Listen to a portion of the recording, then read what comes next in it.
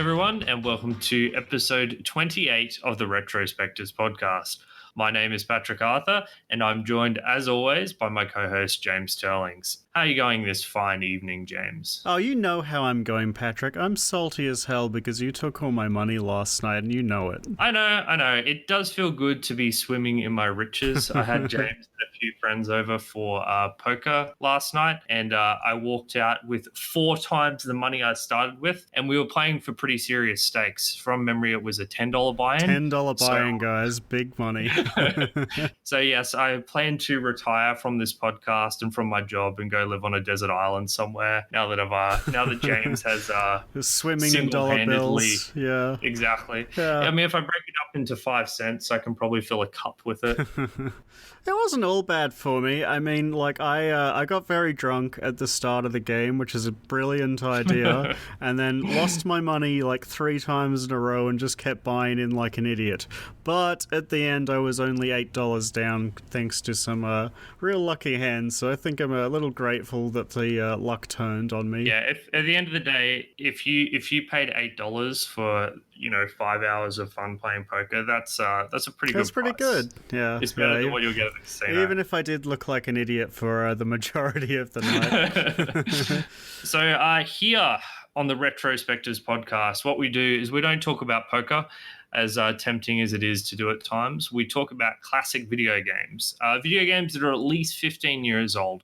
We look at games from the 90s and early 2000s, and we ask ourselves if these classics have truly stood the test of time. Each fortnight, we play through a classic game from start to finish, and then we come back and we have a discussion about it, and we kind of have a retro review to see if it was an enjoyable game to play and to see if there are any lessons that can be learned from these games of the past that have been forgotten, I guess, in modern developer AAA cycles. Yeah, and most importantly, here at the Retrospectives podcast, we don't give a rat's ass whether that game was good back in the day. We only care if it was fun to play now. We don't forgive bad control schemes, bad graphics, bad texture work, none of that. If it's not fun to play anymore, we're gonna let you know.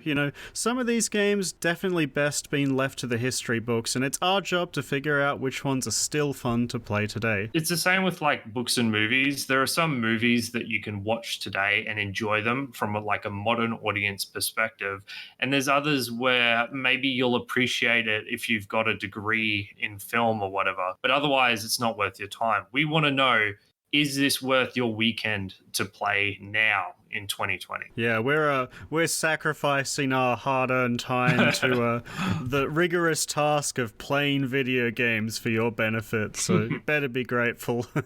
And this fortnight we did a game of James's choosing.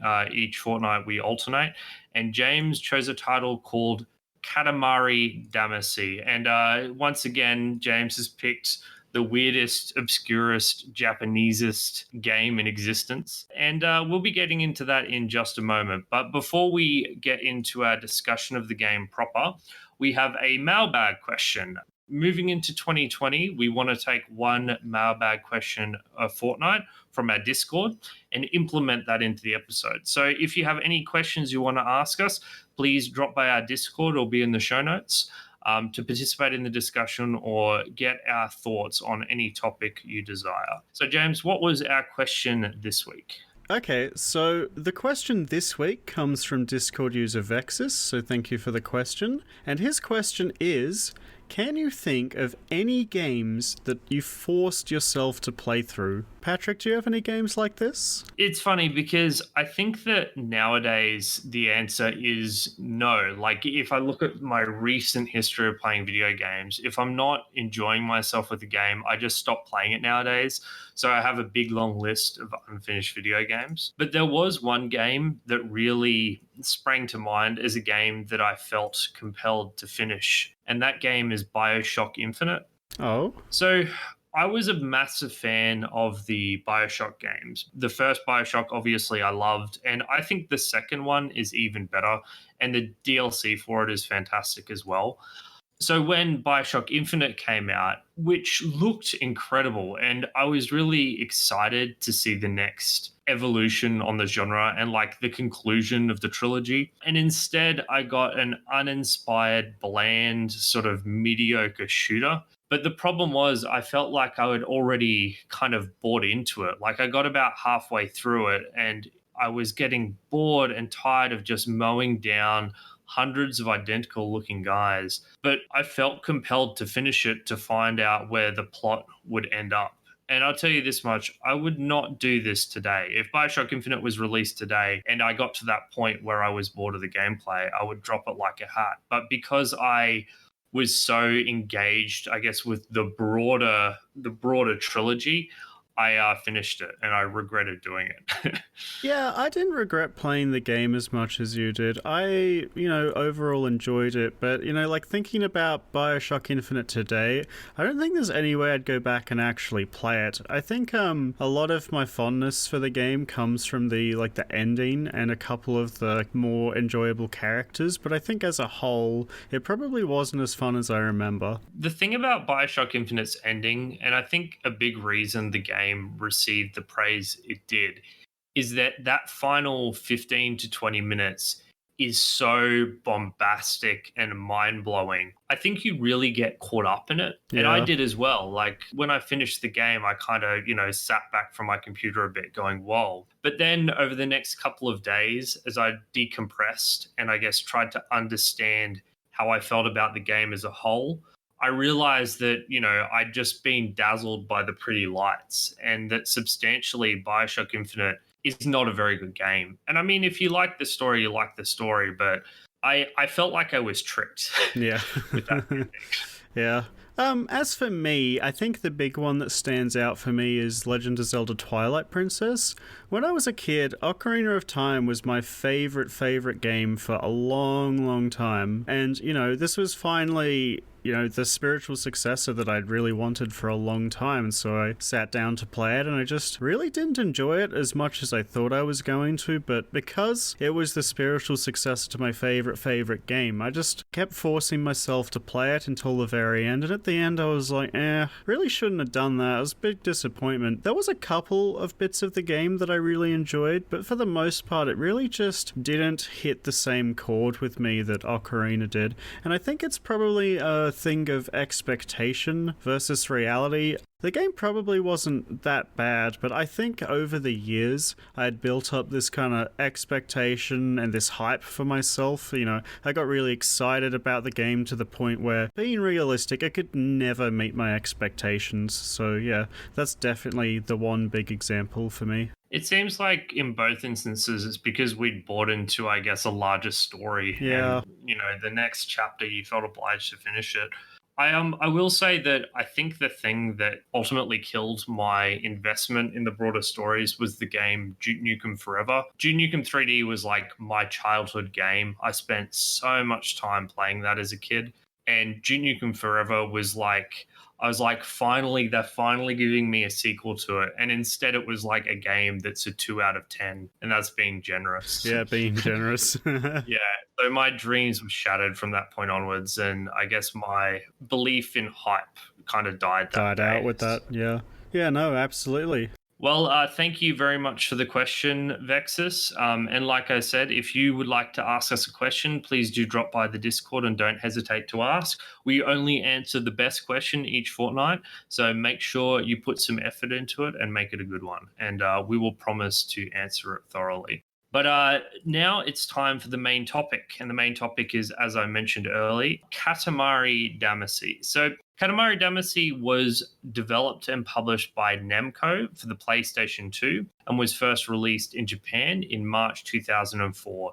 It came to the United States and Australia later in that same year. The version we played for the cast when we is called Katamari Damacy Reroll, which is an HD remaster of the original game. It was released in 2018 on both Windows and the Nintendo Switch. We both played the Steam version because we were able to get it at a decent price when the Steam sale was on. As far as I can tell, it seems like it was only a graphical and quality of life fix-up. There was an additional control scheme that existed, but really in terms of gameplay, it's pretty much identical. Yeah, it's basically like a remaster plus almost. It's just like it looks a lot nicer, but the gameplay and mechanics are pretty identical. So honestly, I think in general on the show what we're going to do is when a remaster like this exists, we're probably going to play that as long as, in general the games community agrees that it's pretty good and, ultimately very faithful to the original. Something like Resident Evil 2 remaster, however, is like pretty significantly different to the base game, so in that case I think we'd choose to opt for the original version. And if the remaster hurts gameplay, like the Silent Hill 2 remaster where it like destroyed the fog effects and atmosphere, we'll obviously steer far clear of it. Yeah, definitely. But yeah, if it's just a touch up in graphics and it's a lot easier to access legally on PC or whatever, yeah, we'll go for the remaster. Yep. So the premise of Katamari Damacy does need some explanation because, as always, James has picked a weird game. So the basic story, and please do bear with me, the king of the cosmos has had... The king of all cosmos, not the cosmos. The king of all cosmos has had what seems to be an all-night bender, like he's gotten really smashed on drugs or alcohol or something. And in doing so, he inadvertently destroyed all the stars in the sky and the moon.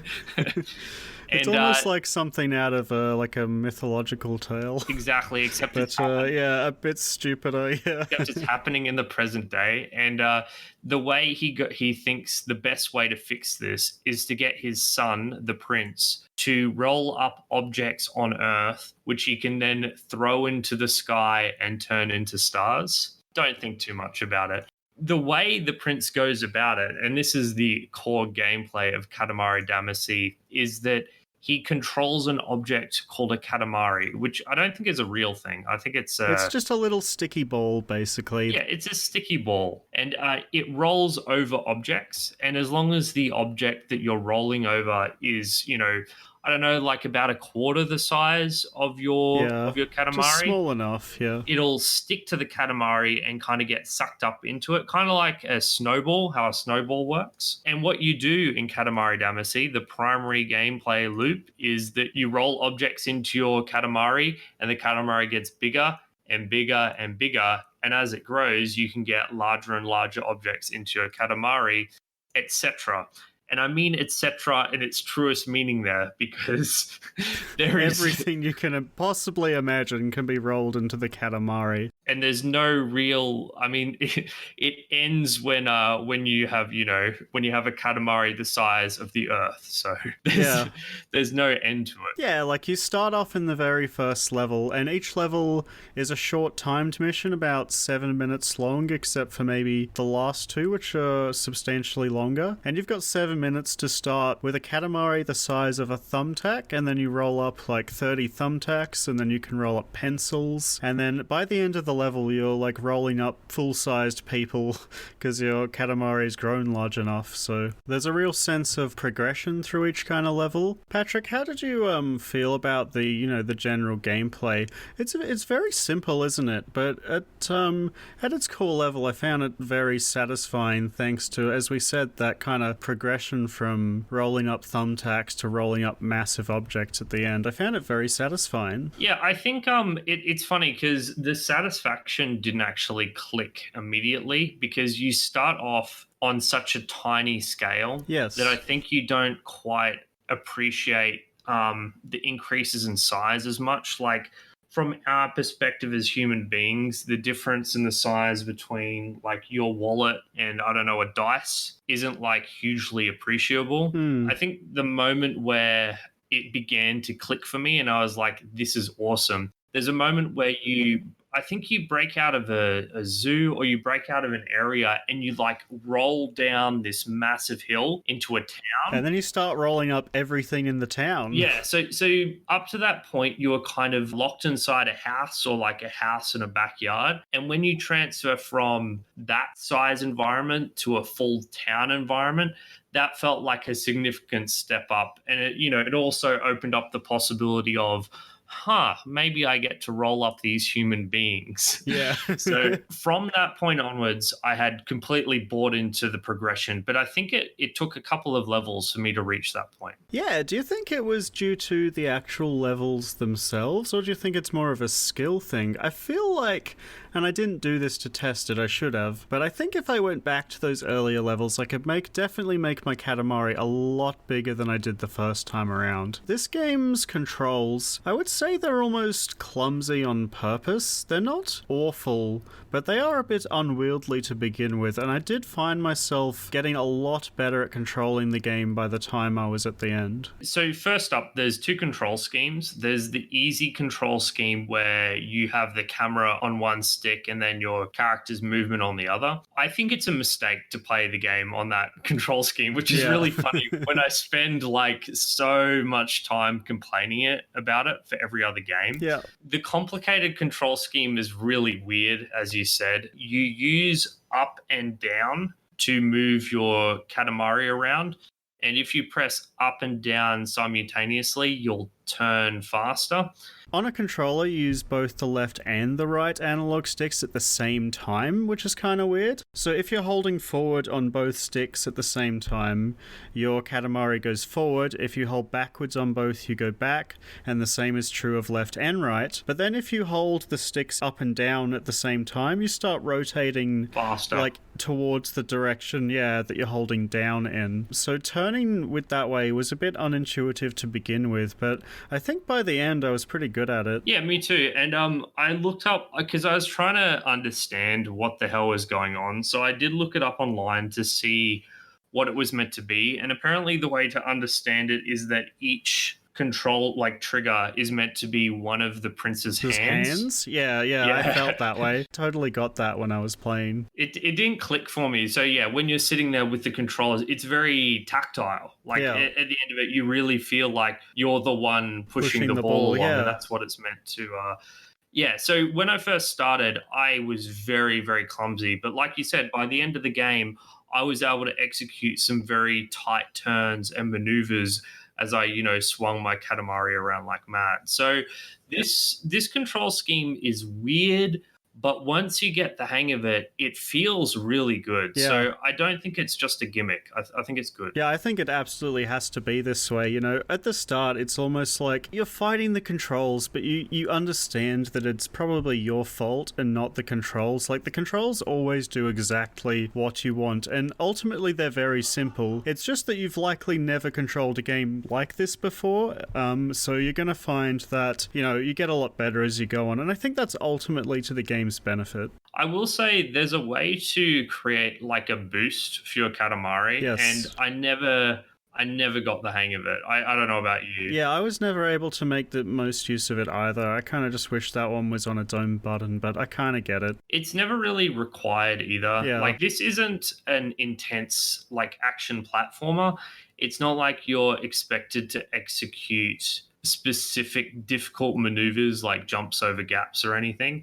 It's more that general dexterity and efficiency is the way to go. Yes. So the more dexterous and accurate you can control your Katamari, the more effective you'll be able to progress through the level and gradually scale up. Yeah, and when you say it's not like the most intense game ever, what you actually mean is it's probably one of the easiest games you'll ever play, or at least I had that experience. The game's levels are timed, yes, but usually the timer is so generous that you can meet the minimum requirements to beat the level in half the time that the timer takes, even on your first try of the level. But I generally found that the timer's purpose was less to challenge the player and more just to encourage you to try and play quickly in order to, maximize the score that you were getting, because I guess at the end of the day it's more like a high score game than necessarily just trying to beat the level. There are a couple of interesting things I wanted to say about the timer. The first is that because your Katamari kind of scales, exponentially? Yes. Because your Katamari scales exponentially, the timer's kind of a bit misleading because it can take half your time to go from 5 centimeters to a meter. but then a meter to 5 meters takes, I don't know, 30 seconds if you find the right objects to run over. So I was panicking at times, thinking, oh my God, I only have 3 minutes left. And then I just hit the goal in the next minute as I started sucking everything up. Yeah. Once you get going, you really get going in this game. You know, you go from struggling to pick up like rulers and pencils to suddenly like you're picking up every person you can see, and then you're picking up every car, and then like, you know, like previously you thought the houses around you were nailed to the floor. They're actually also objects as well, because as your Katamari gets bigger and bigger, the smaller objects kind of despawn off screen, and I think the really large objects go from being static props to being like singular objects. Like I'm pretty sure at some point there's a transition where they turn into objects. I don't think they are the entire time, but I can't quite tell. But yeah, definitely. No, it definitely would be that way, but it's smooth enough that it doesn't matter. I'm sure it's like a rolling transition. Yeah, no, and it does it pretty seamlessly too. I found it really satisfying near the end of the level where you were just sucking up absolutely everything, and like things you did not expect in your wildest dreams to ever be able to absorb. Like when you're a little thumbtack and there are like 80-story skyscrapers around you, you're never going to get that big. But you do, trust me, you do, and it's great. The other thing I want to say about the timer, well, firstly, I need to admit there was one level where I did run out of time. There was this one section of the levels, I should say, because it's kind of like a repeating level that expands. Yeah. That I found a little tricky to get through, where you kind of roll onto a football field and then roll onto the roof of a building through a gap to get to like the next level up. I don't know if you know what I'm talking about. Yeah, I know what you're talking about. Yeah, so the first time I was trying to execute that maneuver to find more stuff to roll up, I like just could not get it. Like I spent so long trying to do it, and then the time I finally got up there, a car immediately hit me and sent me spiraling off. Yeah, so I ran out of time on that mission, but the rest of the time I easily cleared. And like previously on the show, we kind of criticized a game like Kirby's Nightmare in Dreamland for being so easy that it was boring. Katamari's a pretty easy game. Like you're not going to lose very often. I don't think I lost, once in my entire playthrough, but it's not that lack of challenge doesn't make it unenjoyable to play. I think Katamari's a very engaging game the entire time you're playing it, because you're really just pushing yourself to try and pick up as much stuff as you can. It's less, I guess it's more of a high score game where you're trying to do the best that you possibly can, right? So I had a suggestion for an alternative way they could have done this, and I wanted to know what you thought. So each level is actually quite long. So I'll give you like 9 minutes or 15 minutes or whatever. And I was thinking, what if instead of having it be a 15-minute level with a generous time limit, couldn't you split that into 4 or 5 segments with checkpoints? And then if you failed to hit a certain size Katamari by a certain time limit, in 3-minute sections, it sent you back to the previous one. And that would mean that you could have tighter time limits without it being so punishing that you lose like 15 minutes of progress. Yeah, so with that, I don't mind that idea, but I think those kinds of levels would have to be relegated to like challenge side levels. One of the things about Katamari for me is that it's a very, and I guess the only way I can describe it is it's a very zen experience. Like it's very relaxing to play, I found. Even though there is a timer, which usually, causes a bit of anxiety in the player, I really found myself just chilling out and having a lot of fun just rolling about picking stuff up.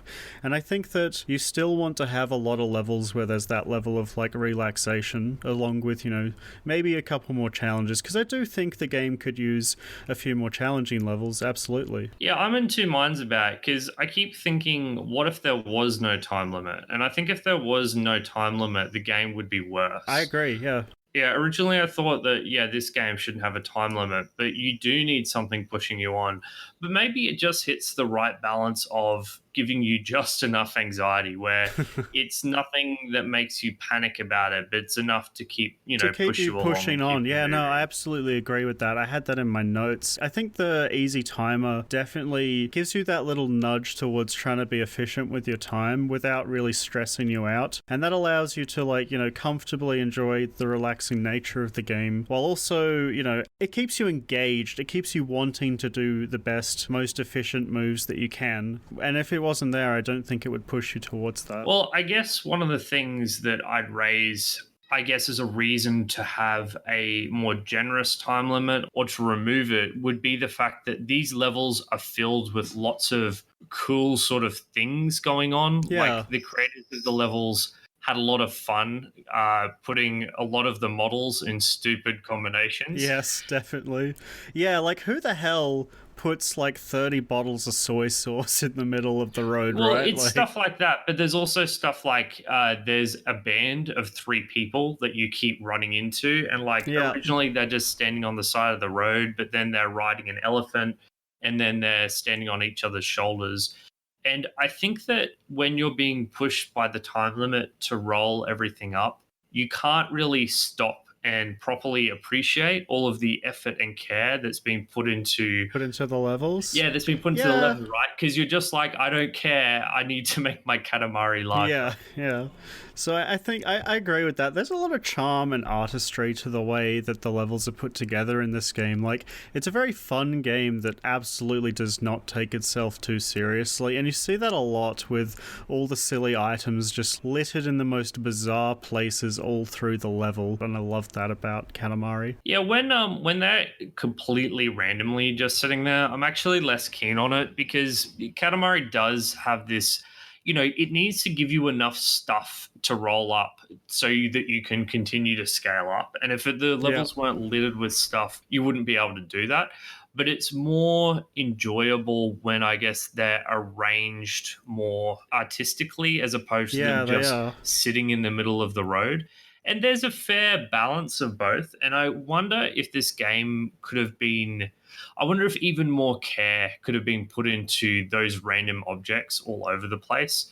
Because when they are there for a reason, it's far more enjoyable. Like one of the early levels is a game of Mahjong, and it makes sense that there's hundreds of tiles, set up like they are. Or there'll be some food surrounded by plates and forks, and it's like, well, okay, that makes sense. There's stuff to roll up. But you'll also get, the road will just be covered in, I don't know, what's a random object? Will be covered in flyers, dustpans and stuff like dustpans, that. Yeah, there'll just be 20 dustpans kind of littering a road, and it's like this could have been done better. Well, I read in an interview that I was reading about. I was reading up on the creation of this game because I was quite interested on how such a bizarre game could come to be. And one of the director said that, I don't know if you read this interview either, but he said that the whole purpose of Katamari was like a commentary on rampant consumerism. What? And yeah, and I kind of get that when I see the levels of this game just filled with junk. It's like, who could own all this stuff? Man, Katamari is not a commentary on fucking anything. That guy's mad. Has he played his game? His own game. Man, okay, so this game literally has a series of cutscenes that play that have nothing to do with anything. It's just like you know what I'm talking about? The random cutscenes that play between every single level of the family. Okay, I want to put this to you, right? So the game has a lot of weird random elements that are all put together, and when I started playing this game, I thought it was just completely random with no thought put in it together. But now, once I finished the game, right, I think this game is actually incredibly cohesive. I think that everything is there to build this really consistent tone somehow out of all this random stuff they've put together that I can only describe as the Katamari tone. I don't know how to put it into words. This game makes me feel this way consistently throughout, and everything kind of works together to towards making me feel this way that I can't define. Like, I think Katamari has fantastic charm. I actually love its weirdness and quirkiness, but I defy anyone to explain it. Like, No, that's fair enough. I won't argue with that. these cutscenes that play, and there's like 10 of them, they play every time you beat a level. It follows a daughter, a son, and their mother as they're going to meet their father, who's an astronaut. And it's just the biggest nothing. I don't understand why those cutscenes are even there. I don't know what purpose they serve at all. I mean, in the cutscenes, you kind of see your character doing stuff in the background, and it's like you feel the impacts of your work through the regular people of Earth, because you're not a human. You're playing as the diminutive prince of all cosmos. Yeah, but it's told in such like a straight-faced, bland way. Like it's so it's weird. There's like no appreciation. There's no tragedy. It's just like the mum's not even paying attention to anything. It's just weird. I don't get it. It's a game full of contradictions, and the story, I wanna ask you this, like, did you notice the really weird, like, dark undertones, like, following not necessarily the human story, but the prince and his father's relationship, for example, is, like, borderline abusive at times? Yeah, it's funny, because the prince and the father's relationship is definitely abusive, but then again, they are gods, so maybe that's just normal for them. I mean, the entire story is your dad got really drunk and broke everything, and then in order to fix it, you go around murdering people in order to roll them up into this big ball to replace the stars. Yeah, also he refuses to take responsibility for what he did. He's always like, have you ever been to Poland? It's really beautiful. Not that you'll have any time to actually holiday because you need to spend all your time rolling up this Katamari. But I don't know. It didn't feel dark at all to me. Like not even remotely dark. Yeah, I know. It kind of broke through the wall into Teletubbies land, I guess. Yeah, it's like the most bright, colourful, cheery representation of a story about daddy issues, vandalism, and rampant consumerism. It's really weird, and I kind of love it for that, honestly. I don't know, there's something about, it's so charming, it just gets under your skin and makes you feel all warm and happy, and I hate and love that. It's funny, like, I'm not super familiar with Japanese literature, but I don't believe a Western studio could make a game like this. And one of the reasons for that is they couldn't stop themselves from turning it into a criticism, or they wouldn't be able to stop themselves from, I guess, tapping into the dark humor. But I don't think there's any darkness to the humor. Like it's given such a weirdly positive spin that yes, in reality, you're murdering, the population of Earth to make the Katamari, but it doesn't really feel like you are. And I don't think that's what the game is trying to get across. No, I don't think so either. And the commentary that this guy thinks it's making, if that's the point he's trying to make, he's made it very poorly. So it's certainly unique in its approach, and it's very strange and unsettling. Well, in the last level, one of the way that the spoilers, guys, if you care about the spoilers for Katamari Damacy, stop listening now. The image of a listener stopping listening right now is really funny to me, but I'll go. We spoiled it in the premise. I think we did. So the kind of accumulation to the story is that the children's father is an astronaut who wants to go to the moon, but the drunken king of all cosmos destroyed the moon by accident, so the final level is you putting the moon back together, which inadvertently, when you're putting the moon back together, you end up rolling up everything on the planet and putting it into the sky. And, like, the very final score screen is this family, like, on the Katamari moon that you've made. Like, guys, we made it to space with no space helmets on or anything. They're just overjoyed to be in the sky. So, no, I don't think anyone's actually dying somehow. But, the game has a really, really cheerful atmosphere about it that kind of masks its weird, dark undertones.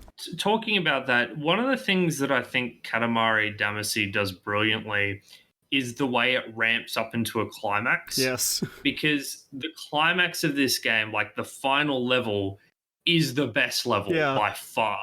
because you finally get to see, because you keep getting stopped with the size of your Katamari, but the final level you start off with a tiny one that's 5 centimeters or 50 centimeters, something quite small, and you just go as big as you possibly can. And you get 25 minutes, and it's just delightful taking it all the way up the chain from tiny to you being a Goliath. To being like a quarter of the size of the planet or something. It's insane, yes. And it is absolutely a joy to experience. Like, this game's progression in each level is like really, really enjoyable. Like, I love getting to the end of a level and just feeling like an unstoppable machine.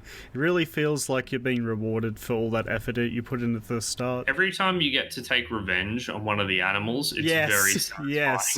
Because when you're small, like when you're tiny, like a mouse will cause you issues. But then you get big enough to consume the mouse in your Katamari, and when you do, it feels great. When you start rolling up skyscrapers and you can hear all the people screaming inside them, it's really off-putting at parts. But you got to keep going. You got to make that star as big as it can. Well, James, I think it's about time for a music break, if I'm not mistaken. Yeah, that's true. Oh my god, this game's soundtrack is something else as well. Like, the whole game is something else, but the soundtrack is definitely something else. How do you describe it? I don't even know. It's like pop. I can only describe it as Katamari music. There's there's all sorts of kinds of songs. There's jazz, there's bossa nova, there's weird experimental electronic tracks. There's all sorts of stuff. But like the rest of the game, everything in the soundtrack feels like it was slapped together, but at the same time it's extremely cohesive, and I really, really enjoyed that about it. So did we want to give the audience a taste of one of these and then have a bit of a broader discussion about the music? Yeah, sure. So my favorite track, and honestly there's a lot of great tracks, is called Katamari on the Rocks. It's pretty much the first level song. It's one of the very early ones you hear. It's one of the main themes of the game, yeah. Yeah, and I struggle to describe it, except I'd say it's got a lot of energy to it. A lot of the tracks there's a lot of vocals, and this has some of my favorite vocals. And it just keeps you going as you gradually roll up with that giant Katamari in mind. So this is Katamari on the Rocks.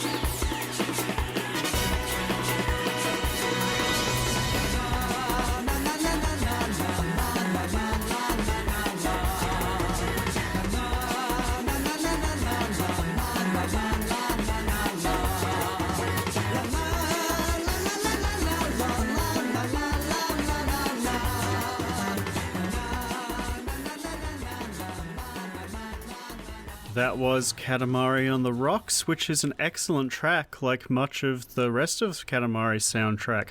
I was very surprised about the high quality of the soundtrack in this game, and kind of on reflection, I think that this game is as reliant on its good soundtrack as a game like Guitar Hero is on its soundtrack, which seems absurd considering that Katamari's soundtrack isn't part of the gameplay, but in order to craft this kind of like zen, cheerful experience, it makes use of its really strong soundtrack to that end very well. Like, I don't think this game would be anywhere near as good or as enjoyable as it is without this soundtrack. Like, I found myself, mashing that next level button just to hear what was next sometimes. Yeah, if you were to play this game without music, I think it would actually take on a completely different tone. Like, can you imagine just silently rolling around as you crunch human beings and other animals up into your Katamari? Yeah.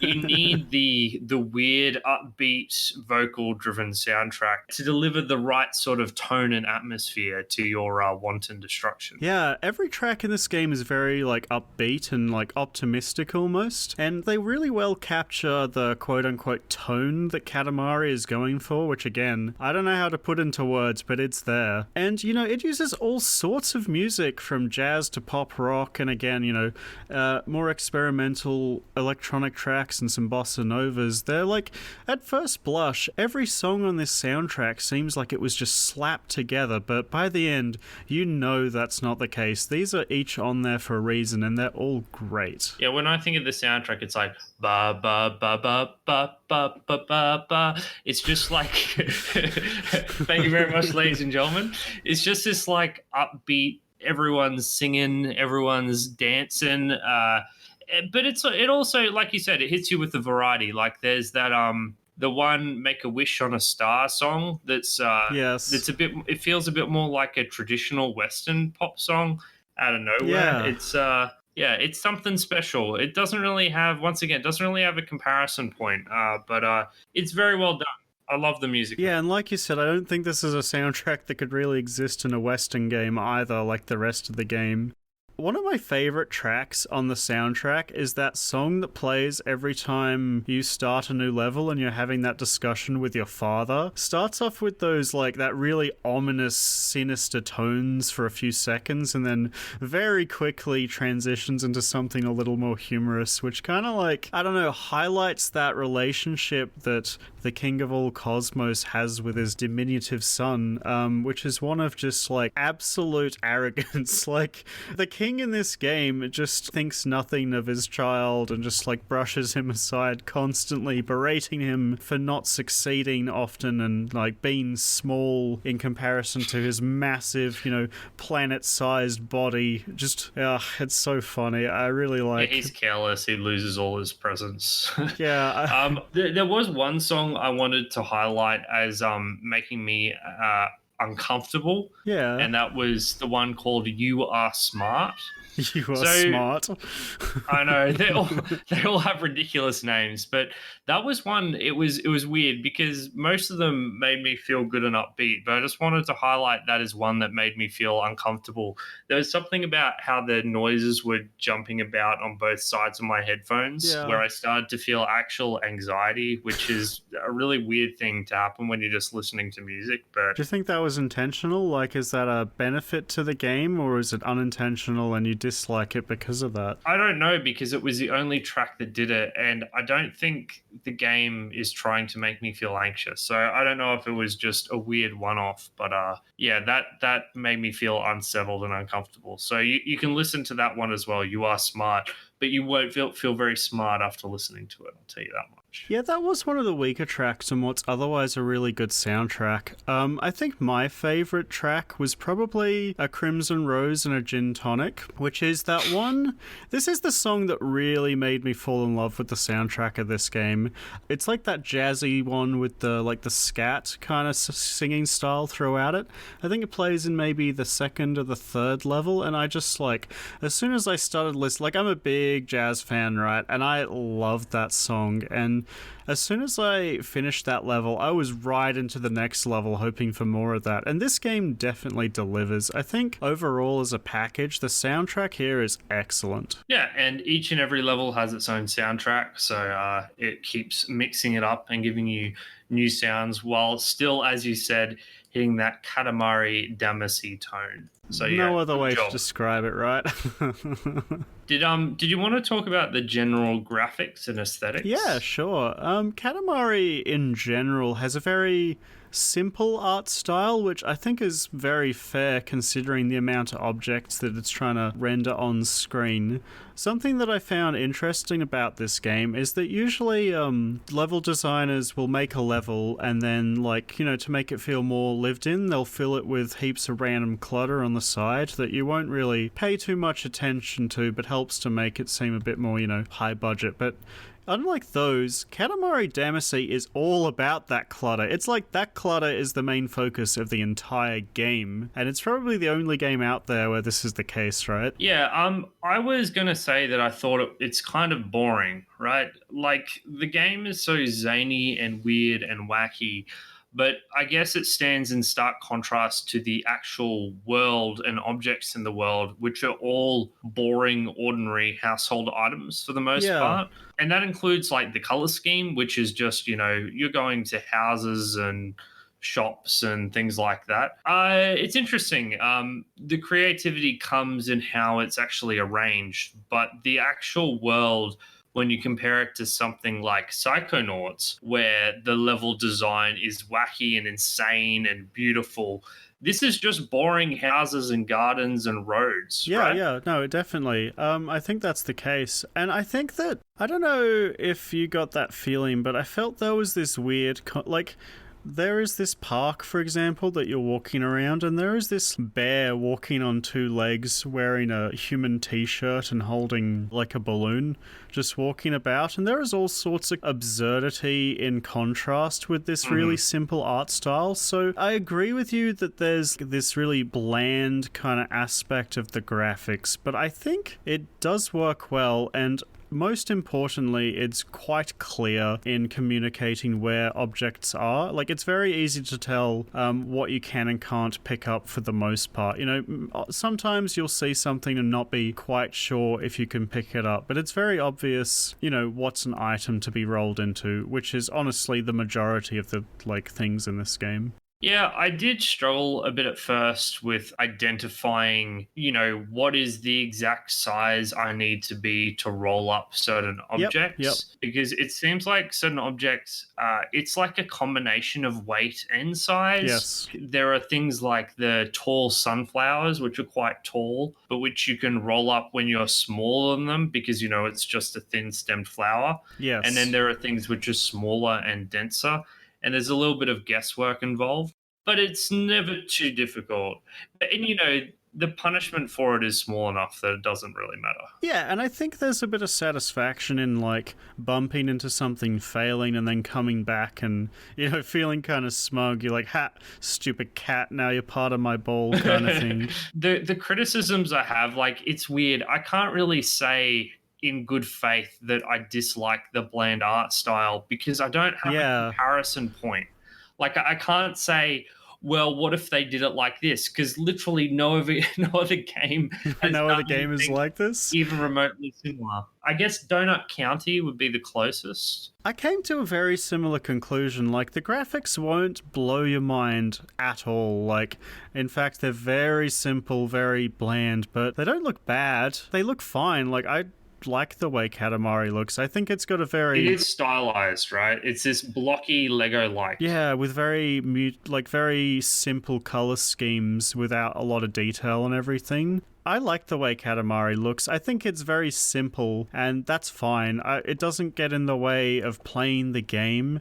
It has a very, unique tone that the graphics help to convey as well. So, I would never tell somebody to play this game because it looks cool, but this game looks fine, and especially on the reroll version that we played is absolutely perfectly serviceable. And yeah, I do have to applaud the creativity of the things they did with these objects. The levels, and the objects. The way there'll be a kid on top of a bear and the bear's in a tricycle basket being, remote controlled by someone else, or there are objects and they just keep scaling them up. So you'll have a bear and then you'll have a larger bear and then you'll have a bear the size of a building. Yeah. And it doesn't really care. It just keeps making objects larger and larger to their heart's content. Yeah, and I really liked once you get kind of skyscraper size, you start to notice things like Godzilla and these superheroes the same size and all sorts of weird and wonderful stuff that really pushed me to keep exploring to see what crazy things I could find throughout the world. I think that the craziness and the direction really helps to make the game world enjoyable to roll around in. I think that if it wasn't as visually interesting, if a bit simple, it wouldn't be anywhere near as fun to play. It's interesting because when we talk about exploration in video games, it's normally you're going to new areas and places. Whereas with Katamari Damacy, it's more that your perspective of those places is changing. Yeah. So you start off small and you can't even begin to notice the cool thing that's happening right next to you because you're too small to appreciate it. And then as you grow, it becomes clearer and clearer. Like when that superhero was, spinning Godzilla around with his hands, you don't fully see it until you're of an appropriate massive size. Yeah, and heaps of the level isn't even available to you until you're tall enough to climb the little ledges, which, like, it's a very simple way of gating the player, but it was very effective, I found. Yeah, that's one of the things the game does best in warping perspective, and how you see the world completely differently as you gradually increase in size. It's not just the immediate, oh, now I can roll over that cat that was giving me grief earlier. Yeah. It's also how your perspective keeps shrinking out and you keep seeing the world as a larger and larger place. Ledges are the best example. What was once, a wall that you could never hope to overcome is now a slight speed bump.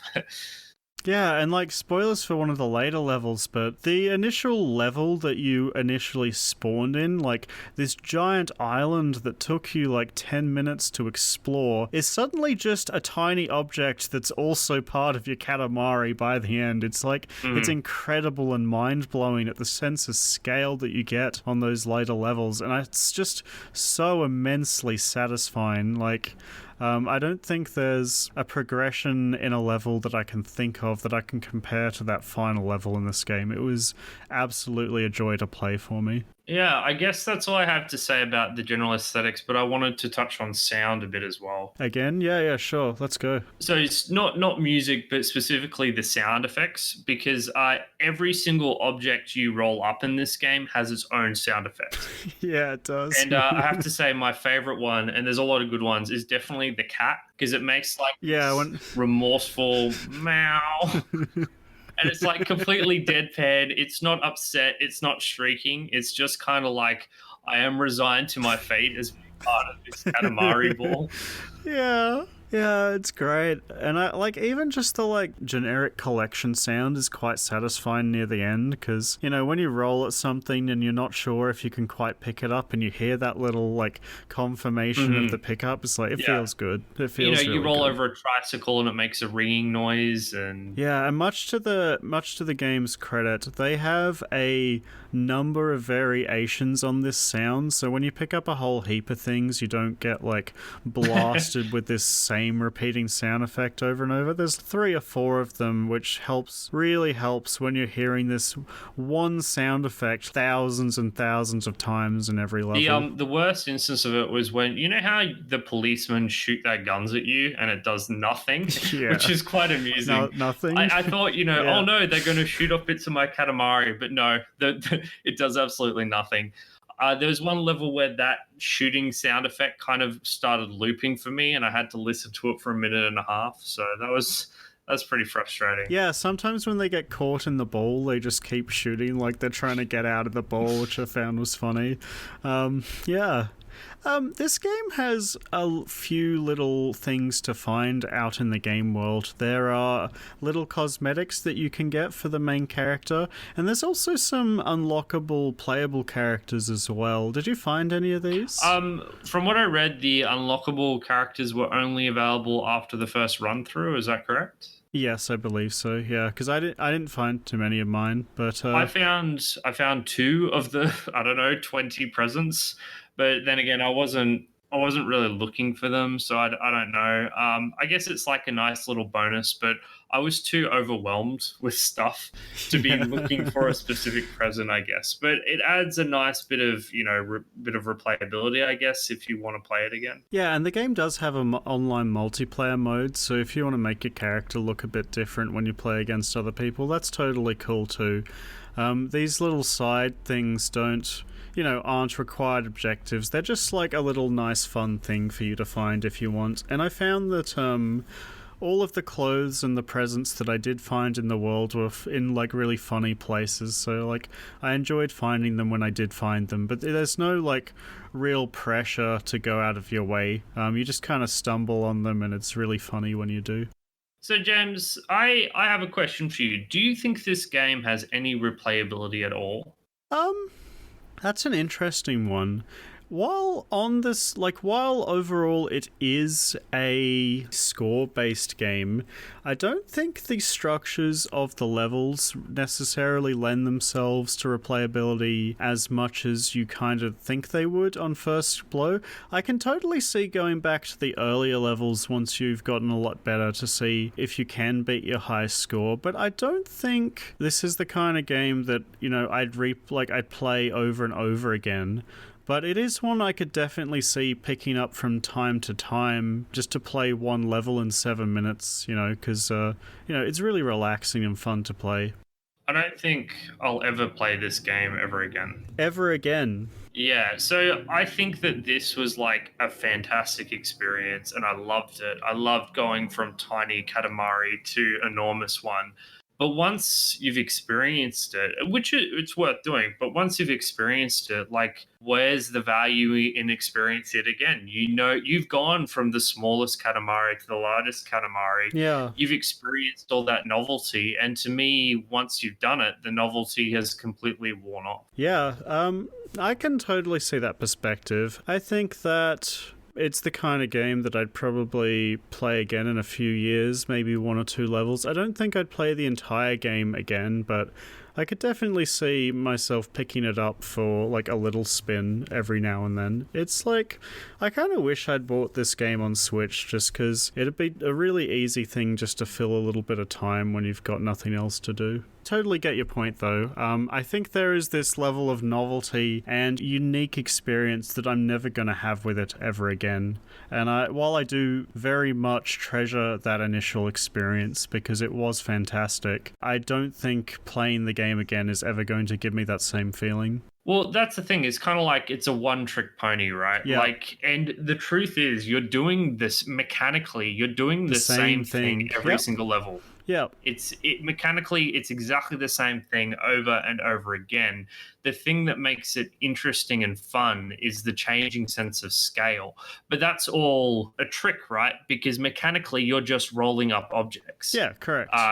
Of different sizes. Yeah, it's the coolness of what those objects seem to be and the really smooth transition in which it employs that I think is what makes it so enjoyable.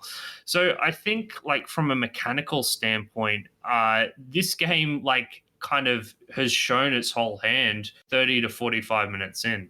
It's just that the presentation is so brilliant that it keeps you going for its 5-hour playtime or however long it is. Yeah, and I don't think there's too much more that it can honestly do, although this game does have a couple of sequels, so I'd probably be interested in playing the other games, but I don't think... Yeah, you're right, there isn't too much value in going back to play this one again for me. Well, if there's nothing else, James, do you want to move on to our final music break before we wrap up? Yeah, sure. So let's go with my favourite song, which I was kind of debating on playing this one or not, because it's going to be hard for me to edit in, but I think it's worth it because I just love it so much. So here's a Crimson Rose and Gin Tonic, guys.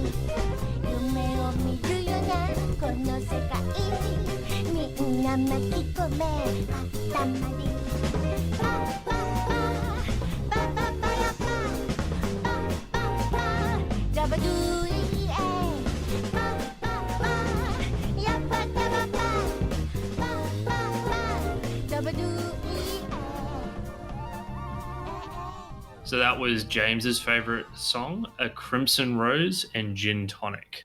So I think we've gone over most of what the game has to offer. So it's time to move on to our final impressions and whether we'd recommend it or not. So Jimmy, if you want to take us away, what do you think of Katamari Damacy?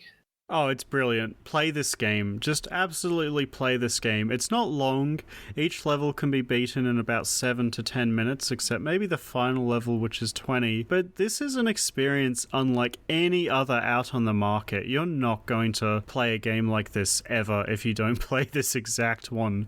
And for very obvious reasons. Katamari Damacy is a weird and wonderful game, but it's full of charm and wonder and just an overwhelming sense of progression and scale that I don't think I've ever gotten from any other game, especially considering that there is the reroll version out that we played with enhanced graphics that's very easy to pick up on Steam or the Nintendo Switch. Yeah, I absolutely recommend this game. It's got one of the best soundtracks we've reviewed on this show to date, and it's an absolute joy, a simple joy to play. On a raw fun to time spent on its scale, this is probably the most, I don't want to say efficient, but kind of fun for the amount of time that I put into a game that we've done so far. I had a blast playing this game and would absolutely recommend it to anybody. So I reluctantly have to broadly agree with you, James. You've picked a good one. I had a lot more fun with Katamari Damacy than I was even expecting. There is something unique and wonderful about going from, rolling up thumbtacks to rolling up islands and everything in between. I loved the progression of rolling up animals to rolling up people to rolling up cars to rolling up buildings and so on and so forth. When I rolled up my first person, I felt so happy that was the thing that was happening.